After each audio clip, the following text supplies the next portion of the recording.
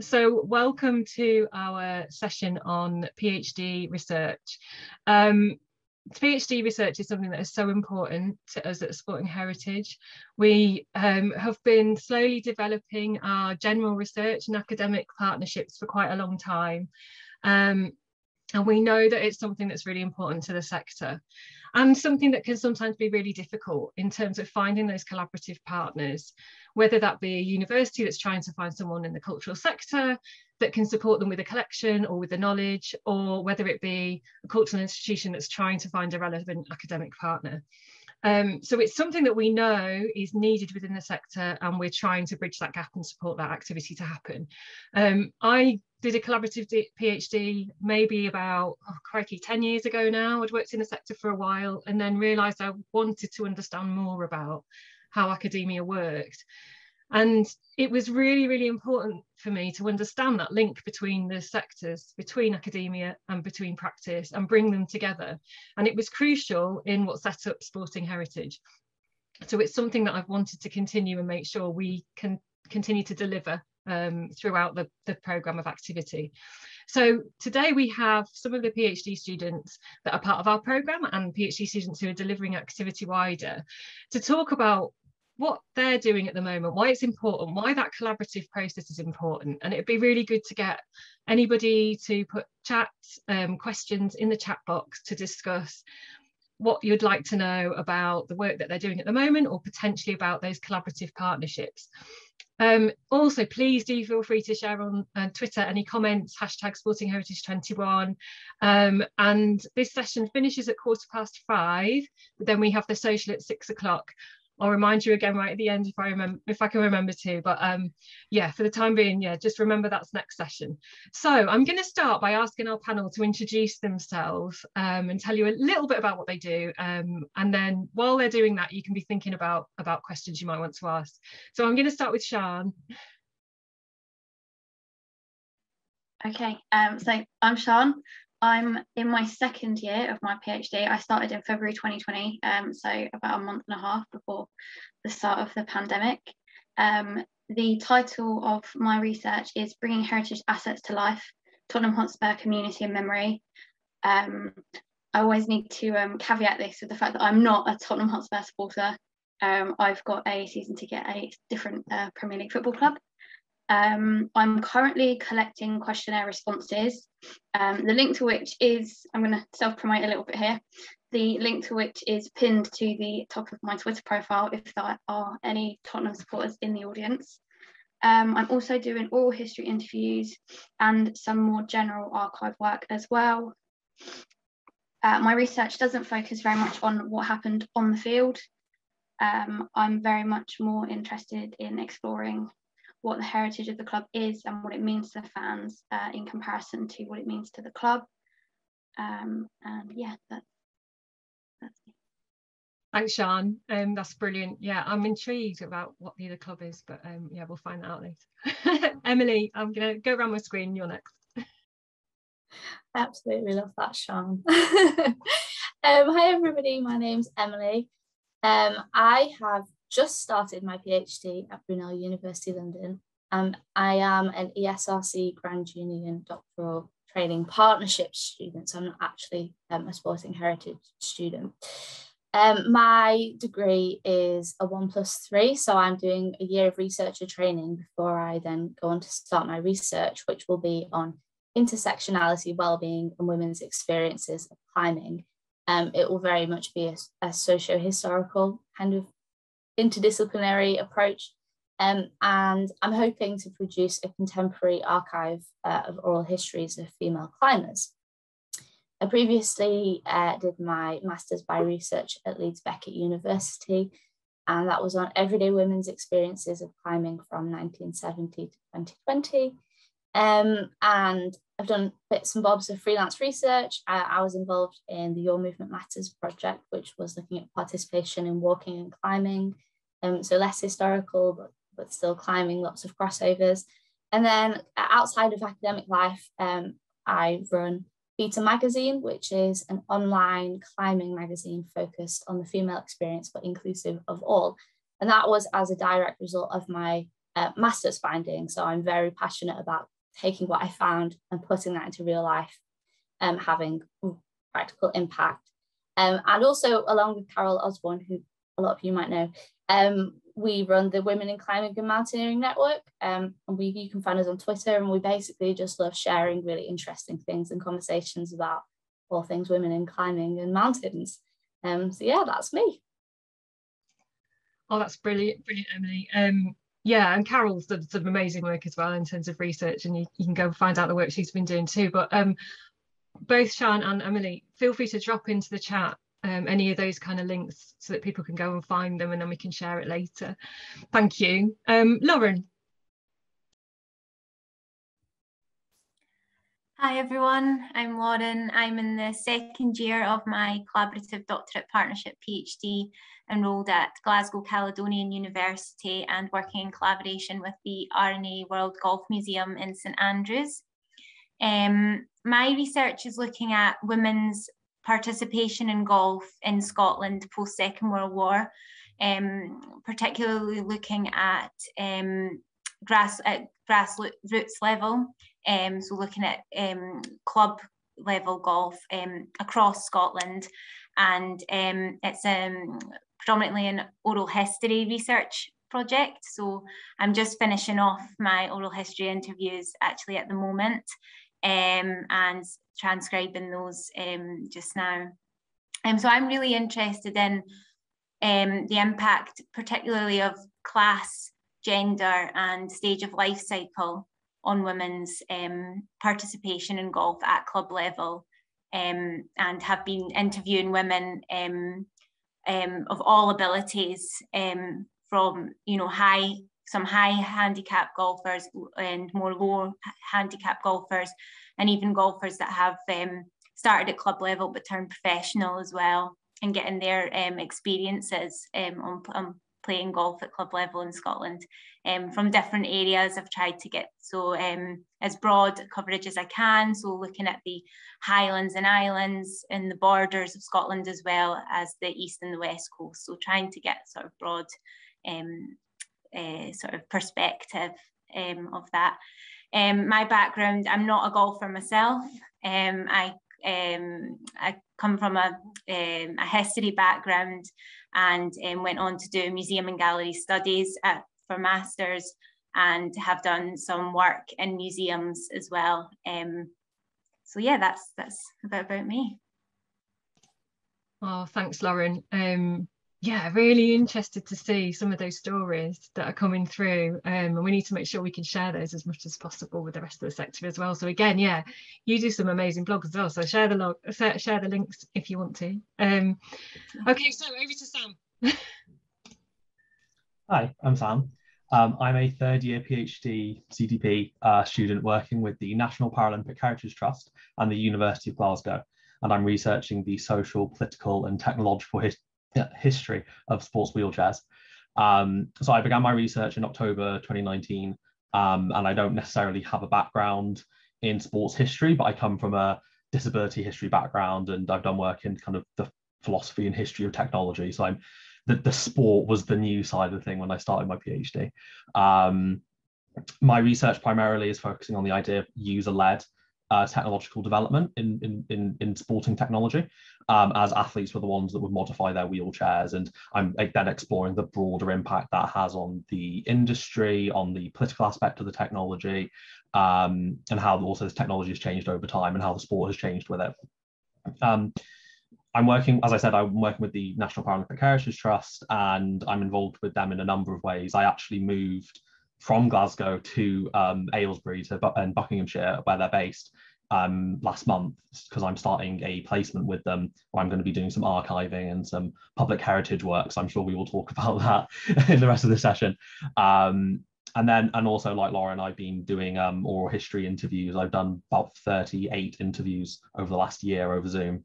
And those are hopefully, or they should anyway, be archived with the trust so other people can use them in their research and it can contribute to the broader history of the Paralympics and wheelchair sport. Yeah. Oh, brilliant. Thanks, Sam. I mean, yeah, so that's demonstrating how you've been able to carry on that research through the pandemic, even though it's been really tricky. And some of the findings that you must be getting in there, I'm fascinated to just hear. So I know your PhDs aren't written for a while, but yeah, I'm going to need to go and find out just a little bit more after this session. I think there's only an hour. So now I'm gonna ask the panel some questions that we've already got to talk about their specific study areas. But it'd be really good if you've got, while they're talking and while they're discussing their study, if there's any questions you've got about either why they're doing their research or how they're working with their supervisors. The way collaborative doctoral works is that you have a supervisor within a university and within a cultural institution. And one of the things we found happens quite frequently is that sometimes people within the cultural institutions don't feel quite as comfortable or confident to be the supervisor. And so we're trying to look at how we can support and really help people with training, because the knowledge and understanding that those different supervisors bring to the collaborative partnership is crucial, and both are as important as each other. So it's trying to support that equity. So I'll start by asking some questions, and then please do feel free to add some others in there. But so if I can start by asking the panel a bit more about your research areas and identifying your research areas. So thinking about how you decided upon the research topic, and there's probably going to be different ways of why that happened, and then why you're researching it. You know, is it under-researched, or is there a reason why you particularly feel that there's a need for that research? I don't know who wants to start. Emily? Sure. So my PhD, I suppose, is a natural progression on from my master's by research. But I am a climber as well. And when I was doing my undergraduate degree, which is in history, that's when I started climbing. But I was also involved with the This Girl Can campaign and getting more women and girls into sport. And so I was really interested in finding a way to combine this. How can I do research which will have a positive impact that can be used as evidence, essentially? That's the ultimate goal.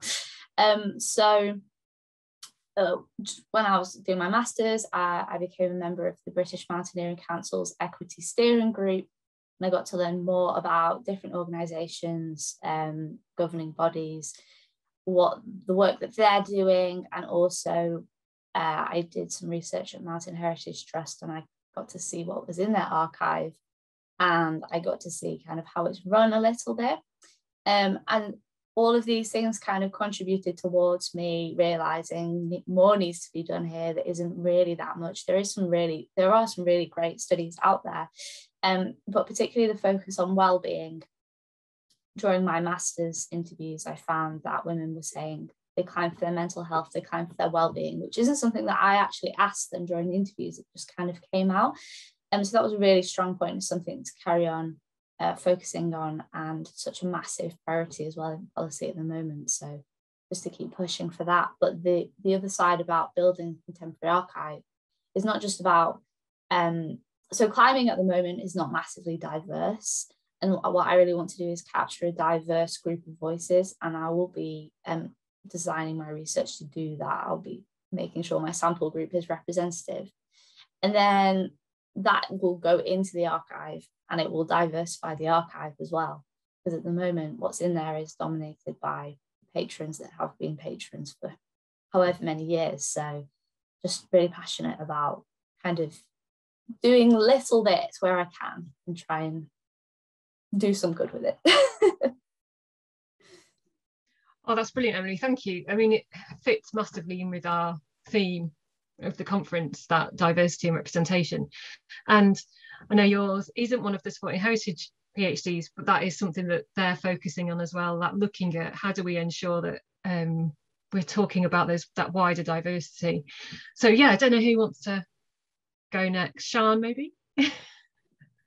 Yeah, so with our CDP project, the titles and the outlines were already provided, and we applied for the projects.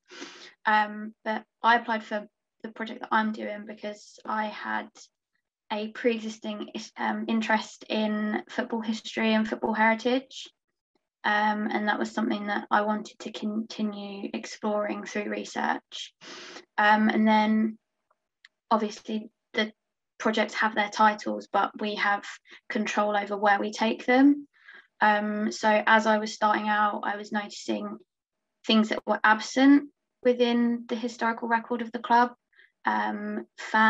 groups of fans who were not present within the literature. So I've taken my research down that route, trying to tease out fan opinion on the history, because you get fan opinion on what's happening at the moment, but you very rarely have that sort of interaction between fan and history in the way that you do between fan and what's happening at the moment. And then on top of that, I'm also reaching out to minority fan groups. So I'm currently in contact with the Proud Lily Whites. They are the LGBTQ+ supporters group, and I've recorded 2 oral histories with them so far. I'm hoping to do a few more. But yeah, so again, like identifying a gap in what existed already is how I've ended up where I am now. Thanks so much, Sian. I mean, yeah, and that kind of in between the two, between Sian and Emily, you're showing the different routes of how you came to the study. And I think that's important for people to understand, that there isn't just that one route into it. And sometimes it will be driven by the organisation, and sometimes it will be driven by the individual, or it might be a combination of both. And sometimes it can seem quite difficult for people to grasp how that happens. So it's just really good to see these case studies, and maybe we're going to get 2 totally different. So Lauren, do you want to go next? Yeah, so yeah, like Sian, as a CDP student, this project, the title was already there, and I think that it really came about due to recognition of women being underrepresented in the history of golf in Scotland in particular, and particularly in the post-Second World War period. And the existing historiography is predominantly focused on sort of elite pioneering level golfers, and also from a more sort of international perspective. And my project is looking to really fill the gap and explore women's experiences of playing golf at club level in Scotland. So the reason why I applied for it, personally, I saw it and it just grabbed me straight away, because coming from a history background and being really passionate about social history and women's history, and also the museum aspect of it as well, was really kind of key, because of my museum background, sort of my master's and edging into museum work through volunteering and having acting as a trainee as well for a year. It just, yeah, I just saw it and just thought this looks really, really interesting, and what a great opportunity to be able to combine the two, you know, and get that experience in the museum and whilst doing research, which I loved. I think that, yeah, during my master's and my undergrad, I think doing the dissertation was like my favourite bit. So yeah, that's kind of what drew me to it. Oh, thanks so much, Lauren. Yeah, I mean, it's going to make a big difference, and I think you probably already are making a big difference to how the museum are approaching the various different topic areas, because you work so integrally with your supervisors. So yeah, it's good to hear about how you got involved. Sam. So to kind of echo the past 2 people, CDP studentship, you know, title was all picked out and everything. But as I said in the introduction, like I have a background in sports history and disability history and in history technology and this kind of stuff. And it just seemed like a really interesting avenue for me to take my research, and particularly because I previously applied for other PhDs in like very particular niches, and it doesn't work out. And I kind of realized that like I wasn't sure where I actually wanted to take my kind of research path, like if I'm thinking of it as a career. But the studentship actually made it quite easy to stay focused on a topic, if that makes sense. And especially with something like, you know, Paralympic or wheelchair sport history, there isn't as much focus on it, especially in, say, the disability history world. So it was really interesting to come at it from for me, and also a new perspective. And I'm hoping that for other people, it is also a fresh perspective. It's a fresh history, and a historical narrative that's being told. So I think that aspect of it really appealed to me, and I'm sure we'll get onto it as well. But the specific way that the CDP worked about working with the museums, I think, kind of added to that, because it's not just I'm going to sit in a library and learn this history. It's like, oh, I'm actually going to actively add to it and work with organisations, and that kind of made it feel like more of an interesting topic in that way, because it's more dynamic, if that makes sense. Yeah, absolutely. And you know, another really interesting route in, isn't it? And sometimes we don't know why we're doing the PhD in terms of the future. We know that there's an importance in it now, and that's okay. And where that might go in the future can be sorted out as we go through the process. And the benefit of the collaborative doctoral partnerships.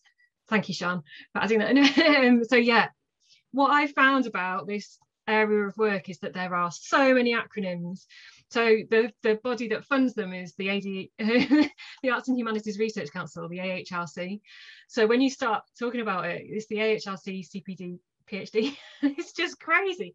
So yeah, it's not surprising that it's difficult to understand what's happening, but essentially what it means is that you've got that collaboration between industry and academia coming together to develop that research that can be practically used as well as back in academia. There are traditional PhDs which are generally led by universities, but these are a whole different area of work, and so the students are embedded within the organisation just as much as they are within the university, or hopefully, and then that provides quite a lot of real world experience as well. And I found it a really beneficial process, and we'll, you know, chat with the students about how that's going. But first of all, I wanted to talk about COVID and how it's been going, because the majority of your studies, and for possibly one of or two of you, it's been predominantly all COVID. So it would be good to find out, you know, how that's been, how you've managed to continue to research during that time. What kind of, I'm sure there have been things that have been really difficult, but then you've found innovative ways of getting around those. And then also how that's been in terms of isolation or difficulty, or being able to share, because research is by its very, you're on your own doing that piece of research in a PhD because that's what it's about. So it'd be good to understand more about how you found, yeah, this last 18 months and what you've done and how you're still finding things. Lauren, shall I start with you this time? Yeah, so I started in January 2020. So I had about 3 months just about at being based in the museum, and then was sent home with everyone else. So yeah, a lot of my PhD so far has been done throughout the pandemic, and we've just, as a team, we've just adapted as best we can. So likes of the oral history interviews, couldn't really postpone them any longer. So they were, like Sam, done online. Most of them, I've managed to do a couple in person recently, but the majority have been done online. So I suppose, yeah, there was challenges in that. It was learning to use the technology and things. So that was a wee bit of a challenge.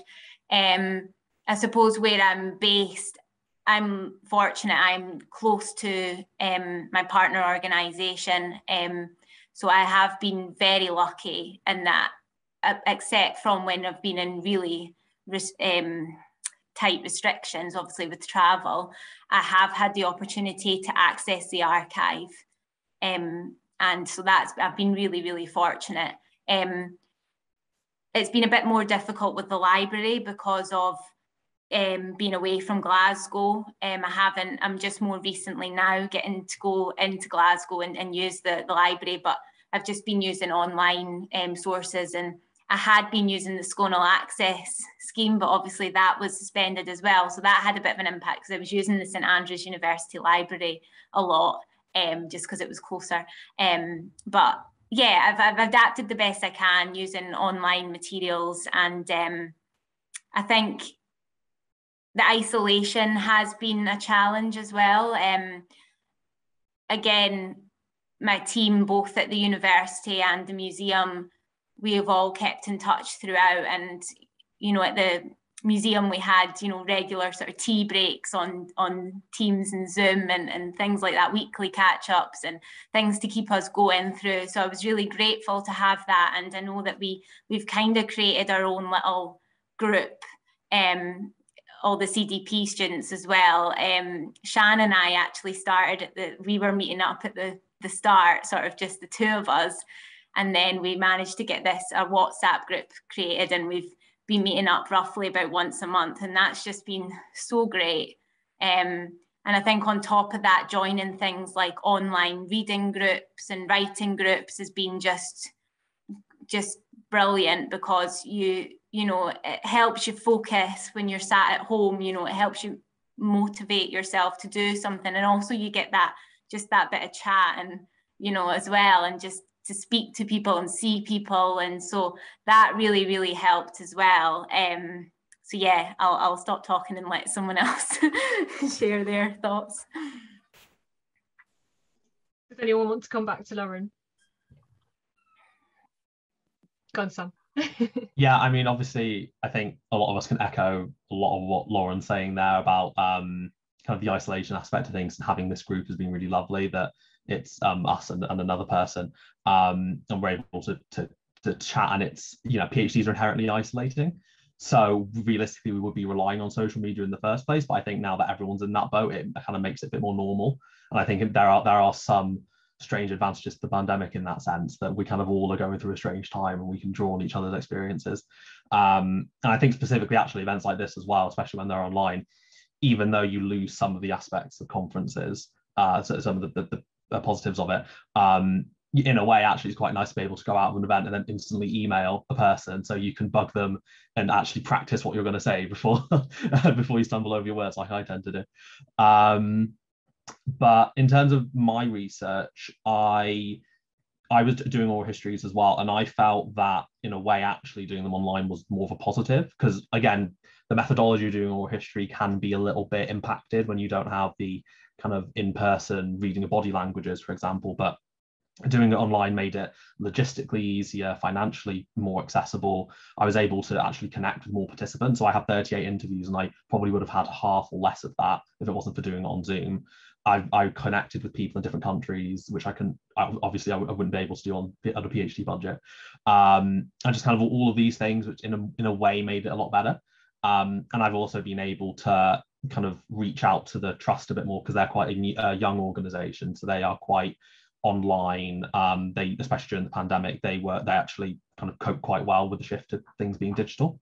And I was able to slot into that because I was working on that basis as well. I make blog posts for them on a monthly basis, and that actually fit into their schedule of content quite easily. So I've weirdly had quite a positive experience for the most part with COVID and the research. And the main issue really, again, to parrot what Lauren was saying, was issues with the university, was, oh, I can't get into my building, I can't get into the library, I can't access these materials. And being away from the archive as well also didn't help, but because I was doing oral histories, it didn't matter so much. But the support from the heritage organizations has actually been a lot better in some ways than the university. So oh, thanks, Sam. I don't know if they're both here. but yeah, it's good to know. I mean, the experience between university and cultural institutions, I imagine, is quite different, because universities are used to this stuff. They're doing this all the time.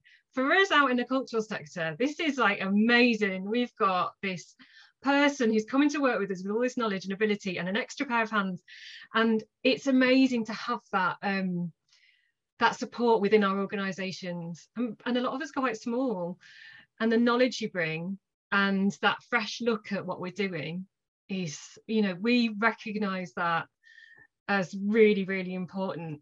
And maybe that's where I think the universities, some of the supervisors are amazing, and they definitely get you and recognise why you're so important, but the overarching kind of institution, it's not quite as they're doing it all the time. So maybe that's why there's slightly different kind of elements of how you feel with the different supervisors. We're really lucky in our sector. Both universities and cultural institution supervisors are amazing. So yeah, long may that continue. But Emily, Sian, would you like to come back? Yeah, so I've also struggled with library access. I actually have not been to a library in person yet. I was kind of hoping that the scheme would open up so I could go and use the University of Surrey library, because to get around to my university is a 2-hour drive. So I guess that's one of the drawbacks of the programme, maybe, is the distance between you and your partner and your university is quite often, like, it's normally a triangle. But yeah, in terms of the impact on the actual research, I think maybe, and I think my supervisors will probably echo me on this, my research is probably going to be more interesting and more interdisciplinary than it would have been had I had access to the archive straight away, because I had to find other ways of doing the research. So the inclusion of the oral histories, the fan questionnaires, that sort of stuff has really made it a lot more in-depth than it might have been if I'd just been using the archive. In terms of actually accessing the archive, understandably, it took me a while to get security clearance to actually get there, because the archive is held within the stadium. So I had a visit to the archive in August, where someone from the visitor services team could take me to the archive, but they had to stay with me, so I didn't have a lot of time there. So now that I have my own stadium pass, that's really opened up my archiving experience, because I can come and go pretty much as I please. I look like I'm supposed to be there, which is really helpful when you're somewhere with a lot of security. But yeah, I think it's had some bad impact, but overall it's not been too bad on my research experience. Obviously, the online networking has been nice with everyone, but it has kind of been a bit of a shame to not get to see people in person as much. But yeah, not too bad. Thanks, Sian. Yeah, I guess that's something that we've learned through that process, that the online networks can be done at any stage. They can be done when we can meet physically as well, and they're really, really important, particularly to PhD students or someone who's researching a specific area. There's definitely some learning that we've taken from it. Emily. Yeah, so I was actually collecting my data for my master's when we went into the first lockdown, and I moved to do all my interviews either via Zoom or over the phone, and that was okay. But I struggled. It's quite ironic, really, because I struggled with participant recruitment because of the lockdown, because it was really in those early days when people were very unsure and very anxious. And either I would have people who really wanted to be interviewed because it was something for them to do to fill their time, especially if they were on furlough, but other people who were feeling more generally anxious, so then they didn't perhaps want to be involved. I struggled as well to have a diverse group of participants, because I was so limited in my network at that point. I was quite successful in terms of age, so my participants ranged from age 18 to 70, or 21 to 70, so that was a success. But then the irony is, coming out of it now, is again through social media and networking, I now have a massive network of female climbers who are diverse, and so moving forward for my PhD interviews, I'm quite confident in that I'll be able to have a really strong group. The other thing for me was archive access. I had done most of my archival research by that point, But my archive was Mountain Heritage Trust, and they are a tiny trust, and they have one member of full-time staff, and she was furloughed. So there was nothing I could do. I couldn't even email her to ask her questions about work. Luckily, I have quite a good relationship with her, and we've kind of become friends anyway. So I could talk to her informally, but not in a work setting. So that was somewhat challenging. And then I really struggled with the brain fog in lockdown, from a personal challenge, because the lockdown earlier this year from January, that was when I was applying for my PhD and I was writing a proposal, and I was on my own. I didn't have other academics around me or other PhD students, whereas when I had in real life, even at a master's level, I could chat and get their advice, but I couldn't really do that as easily. I really struggled with my application process. Luckily, my supervisor was really supportive and helped me a lot. But I think that that's something I suppose to be mindful of and keep checking in on people, because that was really hard. Thanks, Emily. Yeah, I mean, it's really difficult in that second lockdown. I think affected quite a lot of people if you're in an isolated position anyway. That can be really challenging. And then to be thinking about what's my next step, where am I going next at the same time? Yeah, very, very difficult. Yeah. And I think when it's sorry. No, it's okay. I was going to say, do you feel like you're coming out of that? Do you feel like things are settling down for you? Yeah, I think so. And also, and a huge benefit for me is that I live in Harrogate in North Yorkshire and my university is in London, and that's now possible because of COVID. So, it works both ways.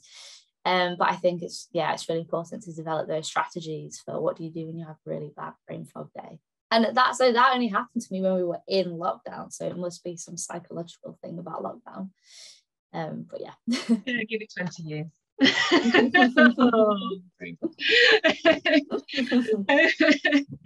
That's a whole different webinar. So I mean, it's brilliant to hear the things that you've done that you've managed to make a beneficial outcome out of something that could have been really difficult and has in some instances been really difficult, and that's kind of testimony to you and how you've been able to make that work, and why you're doing this work now, and hopefully will support you into your career as you go forward. I'm just going to pick up on something in the chat. So yeah, back into the kind of like, what are CPDs and all that kind of stuff. So for me, coming from the cultural sector and having to think about the academic sector, I kind of get this sort of, what is it? What is it all talking about? And it is really, really difficult sometimes. And sometimes I think it's quite hierarchical. And the programme of research that we have is like a cohort of people who were awarded collaborative doctoral partnerships. And there are lots of those across the UK. And the Tate Modern holds some, and National Museum Scotland holds some, and Liverpool Museums I think hold some. So there's lots of different ones that are happening across the UK. And to go and find out more about all of them, Hannah put in the link the AHRC CDP web address. So if you go and look at that, you can see all of those that are as part of that particular programme of activity. So that's something where organisations like us, or like the Tate, or like the British Museum, bid in for a pot of PhDs, and then we work with other organisations to deliver those. And the students that you see on the panel, 3 of them, and I'll talk about Emily's in a moment, are from that process. So the cultural institution and the university, one of those 2 decided what the theme was going to be and approached the other one. Some of them, I'm trying to think, did any actually develop that together in the first instance? I think possibly they did. And then they came together with that idea of what might that look like. And so it can be either that comes up with the idea in that process, but then there's also the other way of going through this. So if you go and look on here's another acronym, the UKRI website. So that's the overarching, all the research councils go and get that information from there. And that's where there's a lot of research funding. And some PhDs you can bid in for through a partnership of maybe a cultural institution and a higher education institution, so university, for example. And you can bid for that separately because you have an idea about what it might look like. Now, that can come from the cultural institution, it can come from the university, and sometimes it can come from the student, which I think it might have happened in your instance, Emily. Was that what did you come up with the idea and then approach the university or the Manton Heritage Trust? Yeah, I applied for a specific funding pathway, so the pathway's wellbeing, and then I brought in the Manton Heritage Trust aspect myself. Thank you. Yeah, so it can be that kind of project that's developed, and then you go and get the funding to support the student to be able to deliver that, working with those two organisations. It's the difficult process for cultural institutions because we can't apply for that funding. So although we have it as part of that cohort, if we wanted to go and access that funding in the way that Emily has, we couldn't apply for that. It has to be a cultural institution, a university that does that, because of the way that the research structure happens. Likewise, the funding that comes through for these students, we don't receive any funding for that. It goes directly to their universities to support the teaching and training there and to support the students. And it is something that I raise frequently with the research councils, that cultural institutions aren't being funded to deliver any of this activity at all, but universities are. And when we're talking about equity, and when we're talking about those two partners being just as involved and as important in this process, that seems a bit strange to me, particularly when the cultural institutions are very, very desperate for financial and capacity support to be able to deliver the PhD programmes. And there doesn't seem to be that recognition of value at this moment in time. But I'm not going to carry on talking about that. But if you want to discuss that later, really, really happy to share that. It's something we're trying to push through at the moment in terms of cultural sector and our value in research. But kind of thinking about that, I wanted to ask the panel as well about the value of research and about what you think PhD students can bring in terms of those ideas and those perspectives to organisations and archives, and how that can contribute to the cultural institution, the archive, the museum that you're working with, and where that fits in terms of sport. So again, Sam, maybe do you want to go first on that one? Yeah, it's a really important question, I think, especially if, thinking about this as pitching this for other organisations to take part in. I mean, from my perspective, I was really keen to work with an organisation, a museum or a trust, just to kind of gain that insight of knowledge. But I think from their perspective, they gained a very hyper focus into a certain aspect of their research focus, right? So they focus on Paralympic history, which is a whole range of sports. I'm focusing very specific on wheelchairs. So it kind of developed that side of what they do in a lot of detail, and I've been able to bring in other perspectives on that topic. So like bringing in, I don't know, American manufacturers where they're focused on British Paralympians, if that makes sense. But then broadly as well, I think there's also like in terms of a content point of view, like I create blogs as I post on the chat, and so that's like extra content they can fit into their schedule that they can post. Obviously when I'm ever doing a talk, I will talk about the work I do with the trust. It kind of advertises them a little bit, and anytime someone from an academic point of view sees me as a CDP student, they see that I'm working with that organisation. And then again, as like me and Lauren and I think Emily as well, we're making these oral histories to then add to these archives as well. So there's like a multiple layers of content that we're giving to these institutions. And I think really a lot of it is what organizations put into it. Like, as you say, it's quite difficult and there's a lot of grunt work that goes on, but at the same time, like, I've been very lucky that I've had a lot of, I have an idea for a blog, they okay it, and I'm able to kind of go wild with it, and that allows me to put a lot more effort into it as opposed to being given a pile of things to do and I'll get around to it because I'm not that interested in it, if that makes sense. Yeah, absolutely, Sam. And I think it might be useful at some point for us to be able to share the experience that the students who are working with the Sporting Heritage collections and the difference between your experience and maybe someone who's working with the British Museum, for example, because they're a massive organisation with lots of different people. They might just go, here's a pile of stuff. But our organisations are quite small. We really recognise you as a member of the team. go wild. So yeah, it's good to hear that that's been happening for you. Who wants to go next? Emily? I don't know, maybe it seems obvious, but I think the value that PhD students can bring is immense in terms of their enthusiasm. You don't apply to do a PhD if you're not enthusiastic and if you're not willing to put in the work.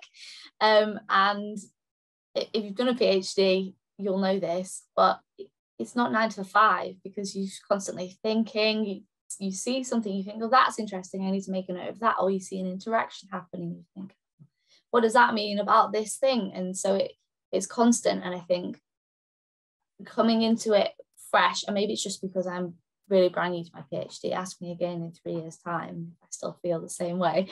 But that is huge. And just having a new voice in your organisation, I think, is so important, because my experience in climbing and mountaineering is that it has been a lot of the same voices for a really long time.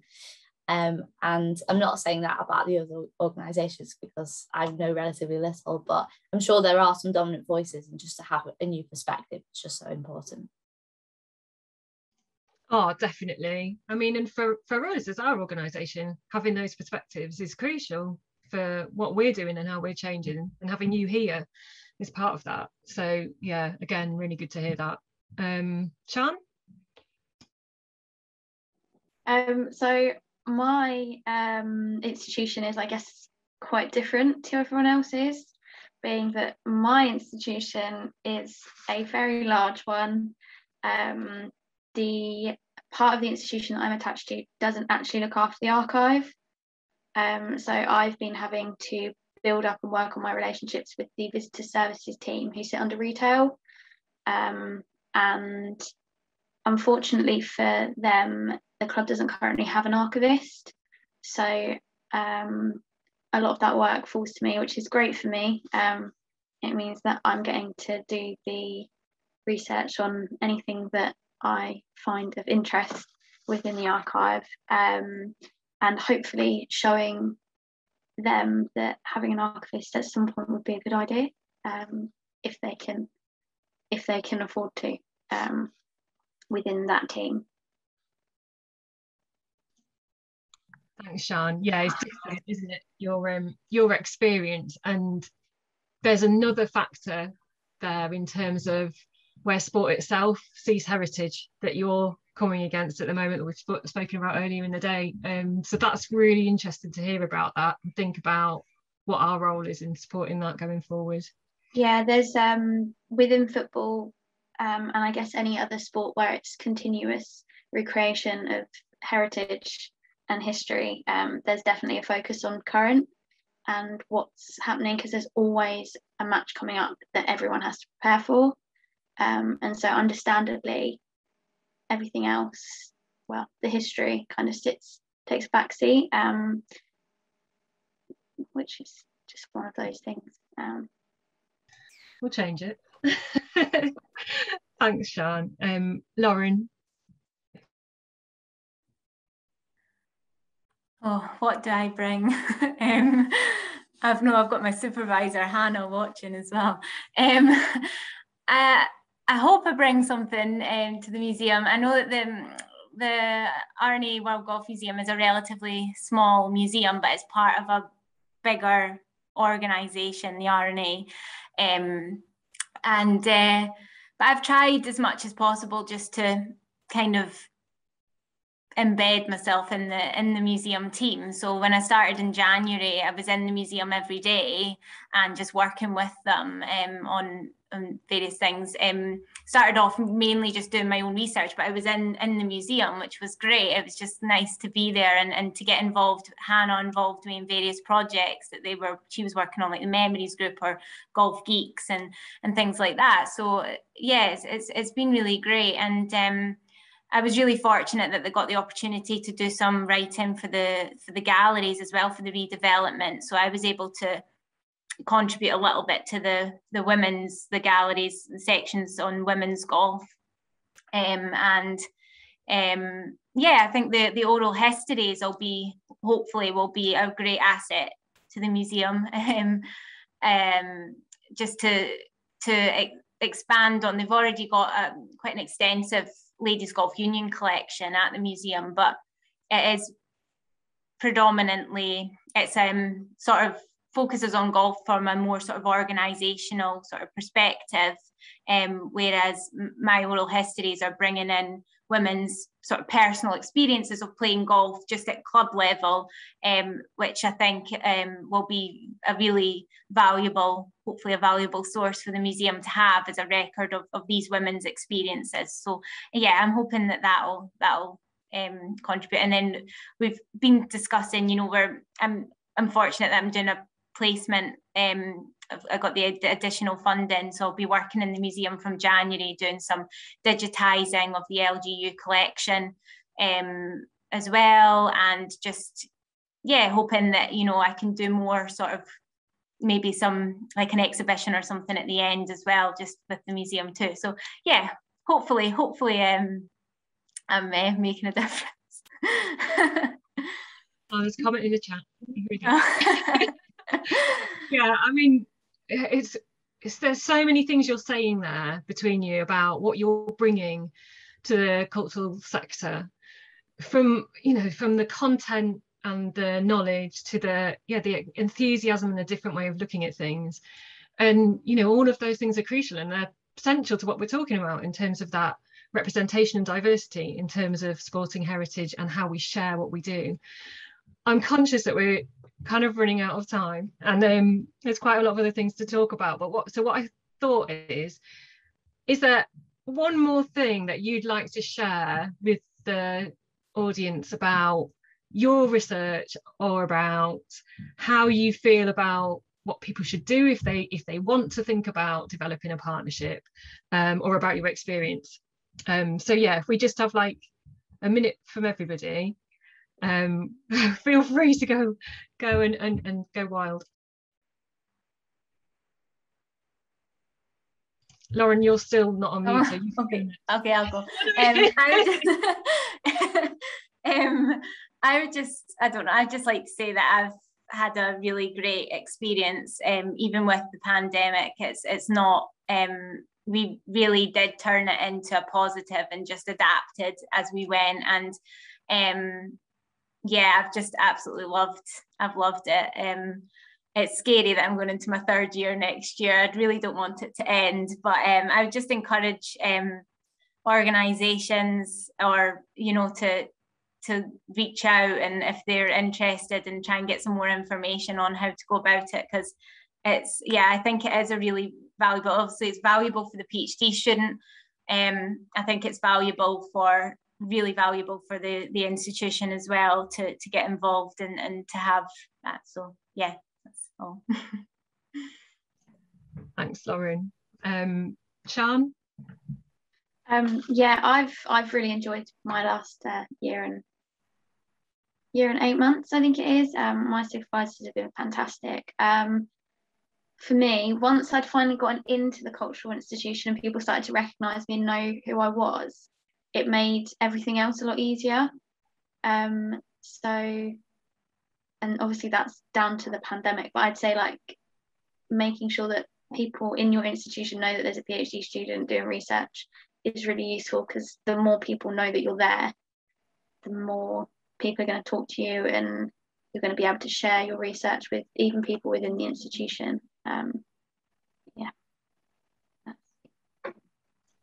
Thanks, Sian. Emily? So I guess I should talk more broadly, because I'm not yet at a stage in my PhD where I can talk about that, but I would just say talk to everyone, talk to as many people as possible, and between organisations as much as possible.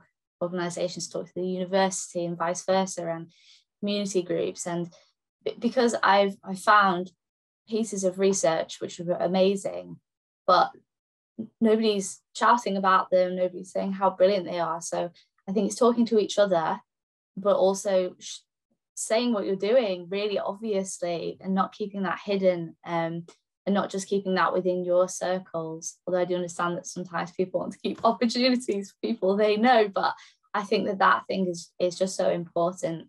the obvious isn't always obvious, and so it really needs showcasing. Thanks, Emily. That's a good quote, that. Sam? Yeah, I think really just to double down on the fact that I've had a lot of great opportunities from the PhD, whether that's directly from the trust, just with blogs and having a platform and having a whole new network of people to speak to, or that's the broader way that being a CDP student gives you a unique insight kind of into your research, and also just how academia and the heritage institution work. And I think thinking from a very calculating career perspective, having that knowledge is very useful, and you make new connections that way. And I think drawing actually what Katie says on the chat, that it's a really unique way to do it, and it's a really interesting way to do it. And I kind of hope that more areas of research take it on, because I think it's one thing to say like, oh yeah, and then you'll create an archive, and that's great, but and I'm very excited to do so, but just finding ways to really integrate the work is fascinating, and I think that's a lot more that can be done with these programs going forward. So yeah. Thanks so much, Sam.